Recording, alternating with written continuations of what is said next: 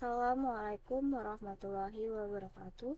Salam Om Swastiastu, Namo Buddhaya, salam kebajikan. Kami dari grup A akan mempresentasikan terkait materi akuntansi sewa dalam perspektif penyewa. Sebelum itu, kami berterima kasih kepada rekan-rekan semua dan juga kepada dosen pengampu kita yaitu Ibu Tantina. Sebelum kami memulai presentasi kami, izinkan kami untuk memperkenalkan diri. Sebelum memulai pembahasan, izinkan saya memperkenalkan anggota kelompok saya. Saya sendiri Anjidi Dasmawati, NPM akhir 078. Saya Syafirani Aditya dengan NPM akhir 156. Perkenalkan, nama saya Rahmadina Kunasa Fitri dengan NPM akhir 179. Perkenalkan, nama saya Arini dengan NPM 218. Pembahasan yang pertama yaitu klasifikasi sewa untuk penyewa, di mana akuntansi sewa sendiri ini diatur dalam Peraturan Standar Akuntansi Keuangan nomor 73, yang mana PSAK 73 ini merupakan standar akuntansi yang mengatur tentang sewa. Dan PSAK ini diadopsi dari IFRS 16. Nah, tujuan PSAK 73 ini sendiri yaitu untuk memastikan penyajian, pengungkapan, pengukuran, dan pengakuan sewa yang relevan dan tepat. Lalu, klasifikasi sewa untuk PSAK 73 ini yaitu semua sewa sebagai sewa pembiayaan kecuali untuk sewa jangka pendek yang waktunya kurang dari 12 bulan dan sewa aset bernilai rendah pada praktik internasional sebesar kurang dari 5.000 dolar. Lalu yang kedua ada aset hak guna dan liabilitas sewa. Nah, penyewa harus mengakui aset hak guna dan liabilitas sewa pada laporan posisi keuangannya. Lalu yang ketiga ada pengakuan awal. Nah, penyewa harus mengakui aset hak guna pada biaya perolehannya dan liabilitas sewa dalam pembayaran sewa yang belum dibayar. Lalu yang keempat ada pengeluaran sewa. Nah, dalam hal ini penyewa harus mengakui biaya sewa sebagai pengeluaran sewa dan pengurangan terhadap liabilitas sewanya. Nah, selanjutnya itu keuntungan sewa. Keuntungan yang pertama itu 100% pembiayaan dengan suku bunga tetap. Dan keuntungan kedua, perlindungan terhadap keusangan. Keuntungan ketiga, fleksibilitas. Keuntungan keempat, pembiayaan yang lebih murah. Keuntungan kelima, keuntungan pajak. Keuntungan keenam itu ada pembiayaan di luar neraca. Selanjutnya masuk materi pengakuan dan pengukuran nilai sewa. Menurut IAI, Pasal 7 PSAK 73 memberikan ketentuan dalam prinsip pengakuan, pengukuran, penyajian, dan pengungkapan atas sewa dengan memperkenalkan metode akuntansi tunggal khusus bagi penyewa. Sedangkan yang menjadi aturan utama PSAK 73 antara lain yang pertama, penyewa diisyaratkan untuk melakukan pengakuan aset hak guna, right of use aset, dan liabilitas sewa kecuali sewa jangka pendek dan sewa yang asetnya pendasaran atau underlying aset yang bernilai rendah. Lalu yang kedua, pesewa melakukan klasifikasi sewanya sebagai sewa operasi atau sewa pembiayaan dan mencatat kedua jenis sewa tersebut secara berbeda. Selanjutnya adalah aset hak guna. Menurut IAI tahun 2017, perusahaan mengakui aset hak guna dan liabilitas sewa pada tanggal dimulainya sewa. Aset hak guna awalnya itu diukur pada biaya perolehan yang terdiri dari jumlah liabilitas sewa ditambah dengan pembayaran sewa dibayar di muka ditambah dengan biaya langsung awal ditambah estimasi biaya pembongkaran dikurangi insentif sewa. Aset hak guna selanjutnya disusutin dengan menggunakan metode garis lurus dari tanggal mulai sewa hingga akhir manfaat aset hak guna yang lebih awal atau akhir masa sewa. Estimasi masa manfaat aset hak guna berkurang secara berkala oleh setiap kerugian penurunan nilai jika ada dan disesuaikan untuk pengukuran kembali liabilitas sewa. Selanjutnya adalah liabilitas sewa. Menurut IAI 2017, liabilitas sewa pada awalnya itu diukur pada nilai kini dan pembayaran sewa yang belum dibayar pada tanggal permulaan ditambah dengan nilai kini pembayaran ekspektasian pada akhir sewa. Lalu didiskontokan menggunakan tingkat bunga implisit atau dalam sewa atau jika tingkat bunga tidak dapat ditentukan, tingkat pinjaman tambahan perusahaan. Umumnya perusahaan menggunakan tingkat bunga pinjaman tambahan sebagai tingkat diskonto. Liabilitas sewa diukur pada biaya perolehan diamortisasi menggunakan metode bunga efektif. Liabilitas sewa diukur kembali ketika ada perubahan pembayaran sewa masa depan atau timbul dari perubahan indeks atau suku bunga. Jika ada perubahan estimasi perusahaan atas jumlah tersebut diharapkan akan dibayar dalam jaminan nilai sisa. Atau jika perusahaan mengubah penilaiannya atas apakah akan melakukan panggilan, pembaruan, ataupun penghentian. Ketika kewajiban sewa diukur kembali dengan cara ini, penyesuaian terkait dilakukan terhadap jumlah tercatat aset guna atau dicabut dalam laba ataupun rugi jika nilai tercatat aset hak guna telah diturunkan menjadi 0.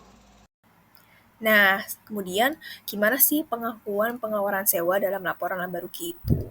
Jadi pengakuannya itu didasarkan dari jenis sewa yang kita lakuin. Yaitu ada 2 jenis. Yang pertama itu ada sewa operasional dan juga sewa keuangan. Nah, kalau sewa keuangan, pertama kita mencatat beban depresiasi aset hak guna atau hak pakai. Loh kok ada depresiasi aset? Padahal kan kita penyewa ya, bukan yang mempunyai aset.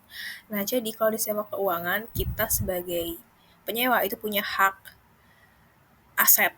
Jadi seolah-olah kita itu yang punya aset. Nah, makanya dia dicatat sebagai beban depresiasi terhadap akumulasi depresiasi aset hak guna. Kemudian yang kedua itu mengakui bunga atas liabilitas sewa.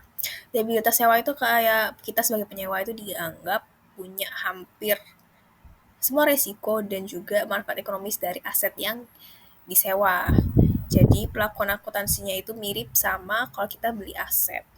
Nah, karena itu kita mencatat beban bunga terhadap liabilitas aset kayak gitu. Nah, terus yang sewa operasional dia cuma catat pembayaran sewa diakui waktu pembayaran beban sewa itu ketika pembayaran sewa diakui secara langsung, yaitu beban sewa terhadap kas, dan dia tuh tidak mengakui aset hak guna dan liabilitas sewa kayak gitu. Selanjutnya itu metode sewa pembiayaan. Dengan mengasumsikan bahwa CNH Capital, NLD, anak perusahaan CNH Global, dan Ivan Mines menandatangani perjanjian sewa tanggal 1 Januari 2022 yang mengharuskan CNH untuk menyewakan Backhoe kepada Ivanhoe mulai tanggal 1 Januari 2022. Syarat dan ketentuan dari perjanjian sewa dan data terkait lainnya adalah sebagai berikut. Yang pertama itu ada jangka waktu sewa adalah 5 tahun. Perjanjian sewa tidak dapat dibatalkan dengan pembayaran sewa yang sama sebesar 20.711,11 pada setiap awal tahun dan menggunakan basis anuitas. Selanjutnya, Backhoe tersebut memiliki nilai wajar pada awal sewa sebesar 100.000, estimasi umur ekonomisnya selama 5 tahun, dan nilai residu yang terjamin sebesar 5.000. Ivanhoe memperkirakan bahwa kemungkinan besar nilai residu yang diharapkan pada akhir masa sewa akan lebih besar dari jumlah yang dijamin sebesar 5.000. Selanjutnya, lease ini tidak memiliki opsi perpanjangan. Backhoe akan kembali ke CNH Capital pada saat berakhirnya masa sewa. Selanjutnya, tingkat pinjaman tambahan Ivanhoe adalah 5% per tahun. Ivanhoe mendepresiasi peralatannya dengan basis garis lurus. CNH menetapkan tingkat sewa tahunan untuk mendapatkan tingkat pengembalian sebesar 4% per tahun. Nah, karena Ivanhoe ini adalah penyewa, maka Ivanhoe harus menghitung liabilitas sewa dan jumlah yang dikapitalisasi sebagai aset hak pakai. Maka jumlah kapitalisasi sama dengan pembayaran per tahunnya, yaitu sebesar 20.711,11 dikali dengan present value. Untuk hasil present value-nya ini implisit atau discount rate-nya menggunakan 4% dan masa umur ekonomisnya menggunakan 5 tahun. Maka present value dari I sama dengan 4% dan N sama dengan 5 tahun adalah 4,62990 dikali dengan 20.711,11 maka hasilnya 95.890,35. Lalu untuk jurnal sewa pembiayaan tanggal 1 Januari 2022 yaitu right of use asset pada list liability sebesar 95.890,35. Dan untuk jurnal pembayaran sewa pertama tanggal 1 Januari 2022 yaitu maka langsung mengurangi utangnya yaitu lease liability sebesar nilai pembayaran tahunan yaitu 20.711,11 pada kas sebesar 20.711,11. Selanjutnya bagian amortisasi. Amortisasi ini karena aset yang disewakan ini milik pesewa, lalu list liability-nya yaitu sebesar 95.890,35 dan ini tuh mulai pembayaran pada tanggal 1 Januari 2022. Dan kenapa bunganya 0? Karena pada tanggal tersebut bunganya belum diperhitungkan, maka hasilnya 0. Dan untuk annual lease payment ini sebesar 20.711,11. Pembayaran sewa sifatnya tetap, maka mulai tahun 2022 sampai tahun 2026 sebesar 20.711,11. Nah, pada tanggal 1 Januari 2022 ini list liability-nya yaitu 75.179,24 dari 95.890,35 dikurangi dengan 20.711,11 dikurangi dengan reduction of list liability.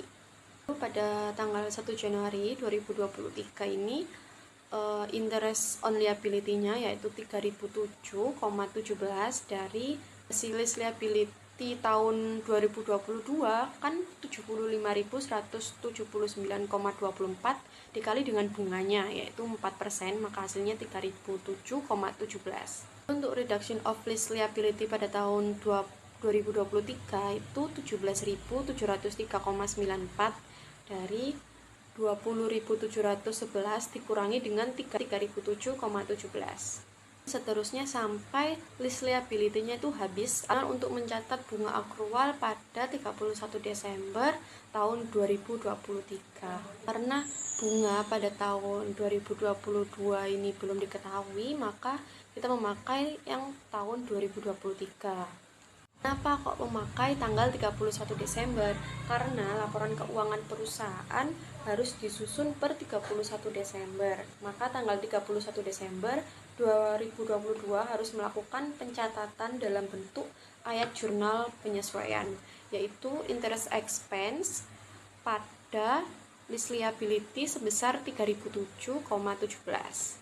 Jurnal pada tanggal 31 Desember 2022 menggunakan metode garis lurus, itu depreciation expense pada right of use asset sebesar 19.178,7 dari 95.890,35 dibagi dengan umur ekonomisnya yaitu 5 tahun. Laporan posisi keuangan terkait dengan transaksi sewa pada tanggal 31 Desember 2022 yaitu ada non-current assets, right of use assets-nya itu 76.712,8. Lalu untuk current liabilities-nya, list liability 20.711,11. Lalu untuk non-current liabilities itu nilai sisanya. Dan untuk laporan laba ruginya itu interest expense atau list liabilities sebesar 3.007,17, depreciation expense right of use assets sebesar 19.178,7. Selanjutnya metode operasi. Beban sewa dan liabilitas terkait diakui di hari ke hari oleh lese. Karena menggunakan properti tersebut, lese mengalokasikan sewa pada periode menguntungkan dari penggunaan aset dan mengabaikan secara akuntansi setiap komitmen untuk melakukan pembayaran di masa datang. Misalnya, beban operasi tahun pertama pada saat ini 20.711,11 sebesar jumlah pembayaran sewa. Ivanbu mencatat pembayaran pada tanggal 1 Januari 2022 menggunakan jurnal rent expense pada cash sebesar 20.711,11. Ivanbu tidak melaporkan aset loader dan setiap liabilitas jangka panjang terkait dengan pembayaran sewa di masa depan. Pada laporan posisi keuangannya, Ivanbu melaporkan beban sewa pada laporan laba rugi. Selanjutnya adalah ilustrasi akuntansi sewa bagi penyewa. Ilustrasi ini menunjukkan bahwa walaupun total beban operasi adalah sama selama masa sewa, apakah akuntansi sewa sebagai sewa pembiayaan atau sewa operasi, tetapi dalam perlakuan sewa pembiayaan terdapat beban yang lebih tinggi di tahun-tahun sebelumnya dan lebih rendah di tahun berikutnya. Jika penggunaan metode penyusutan dipercepat, selisih antara jumlah yang dibebankan pada operasi dalam dua metode tersebut akan lebih besar di tahun sebelumnya dan tahun kemudian. Bisa dilihat pada gambar di bawah, ada Infant Home Minus, daftar beban operasi, sewa pembiayaan versus sewa operasi. Selain itu, penggunaan pendekatan sewa pembiayaan akan menghasilkan catatan aset dan liabilitas sebesar $100.000 yang awalnya dilaporkan pada laporan posisi keuangan. Lese tidak akan melaporkan aset dan liabilitas dalam metode operasi. Oleh karena itu, selisih berikut terjadi jika menggunakan sewa pembiayaan dan bukan sewa operasi. Yang pertama adalah kenaikan jumlah utang yang dilaporkan, bisa jangka pendek maupun jangka panjang, lalu kenaikan aset khususnya aset yang berumur panjang, lalu 3, laba yang rendah pada awal masa sewa sehingga menyebabkan saldo laba menjadi lebih rendah.